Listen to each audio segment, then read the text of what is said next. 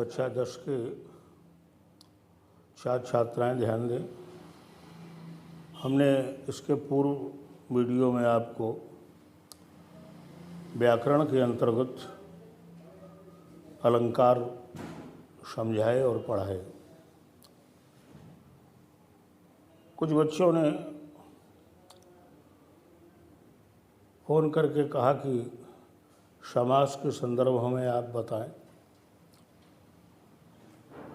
तो आज हम समास के संदर्भ में आपको बताने जा रहे हैं। बोर्ड पर ध्यान दें और सबसे पहले आप अपनी कॉपी और हाथ में कलम ले करके बैठे, जो बताए उसे नोट करें। समास क्या है, समास की परिभाषा या समास कहते किसे है, इन सब बातों की एक ही परिभाषा है। जब दो सार्थक पद मिलते हैं तो एक नया संक्षिप्त पद बनता है। इस नए बने हुए पद को समास कहते हैं, अथवा इसे हम ऐसे भी कह सकते हैं कि दो पदों की मेल की क्रिया को समास कहते हैं। पुनः ध्यान दें एक बार, जब दो सार्थक पद मिलते हैं, मिलने से एक नया संक्षिप्त पद बनता है। ये नया संक्षिप्त पद सामासिक पद कहलाता है, जिसे हम समास कहते हैं। अथवा दूसरी बात, दूसरे ढंग से हमने आपको बताई कि दो पदों की मेल की क्रिया को समास कहते हैं। अब देखिए समास के भेद। समास 6 प्रकार के होते हैं, बोर्ड पर लिखे हैं। अव्ययी भाव, तत्पुरुष, कर्मधारय, द्विगु, द्वंद्व और बहुप्रिय।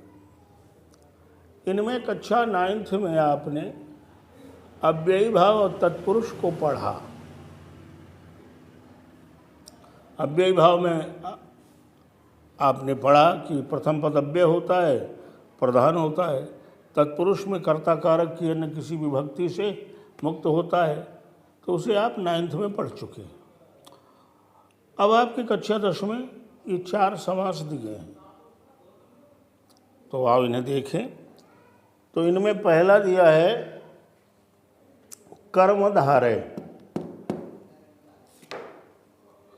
कर्मधारय समास विशेष, विशेषण और उपमा से मिलकर के बने होते हैं। ध्यान से सुने, कर्मधारय समास विशेष, विशेषण और उपमा से मिलकर के बने होते हैं। उदाहरण में हमने लिखा कृष्ण सर्प, तो यहाँ कर्मधारय में जो उत्तर पद है, उत्तर पद में सर्प लिखा है। समास में 2 पद होते हैं, पूर्व पद और उत्तर पद।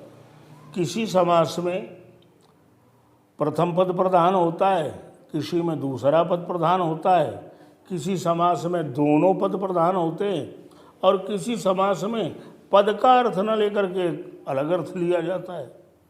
तो यहाँ कर्मधारय में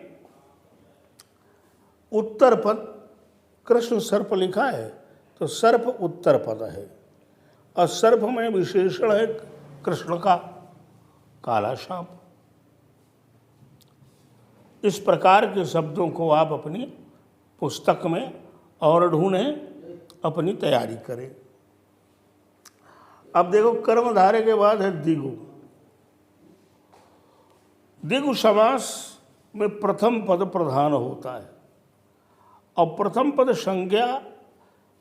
संख्यावाचक होता है। पुनः ध्यान दें, द्विगु समास में प्रथम पद प्रधान होता है और ये पद संख्यावाचक होता है, गिनती का बोध कराता है, संख्या का बोध कराता है। जैसे उदाहरण में लिखा है नवग्रह, तो प्रथम पद 9 है और 9 संख्या है। कितने ग्रह? 9। दशानन, आनन दूसरा पद, 10 प्रथम पद, तो 10 संख्या का बोध करा रहा है। ऐसे शब्द अपनी पुस्तक से ढूंढें, अपनी तैयारी को बढ़ाएं। अगला है द्वंद्व। इसमें दोनों पद प्रधान होते हैं, लेकिन विशेष बात ये, दोनों पदों के बीच में और शब्द का लोप होता है।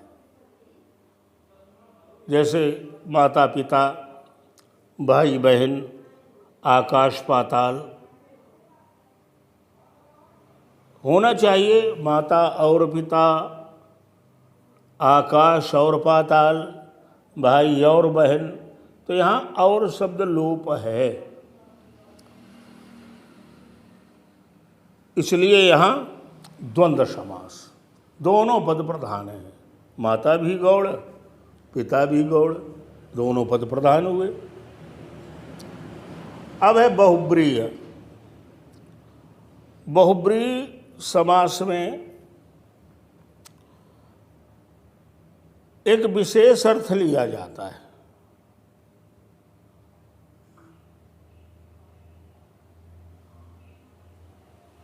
पद का अर्थ ना लेकर के एक विशेष, उदाहरण में जैसे चतुरानन है,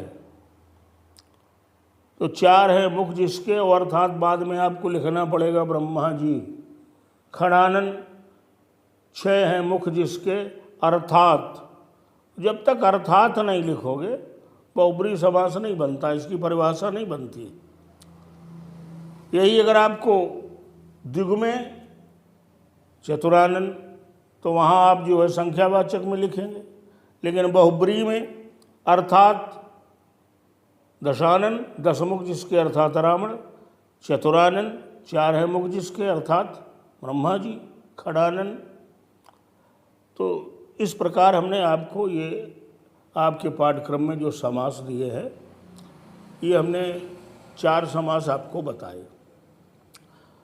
अपनी पुस्तिका में इन्हें नोट करें